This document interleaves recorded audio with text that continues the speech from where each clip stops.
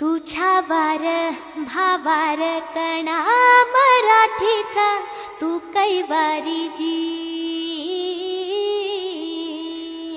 तू अस्मिता कीर्ती तू अभिमान मातीचा, तू शिवबाचा मावळाजी।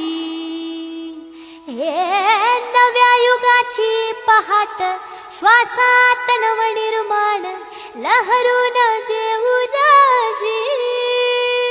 हे नव्या पर्वाची ही वाट संकटान देऊ मात, भिडवूया झेंडा गगनाशी।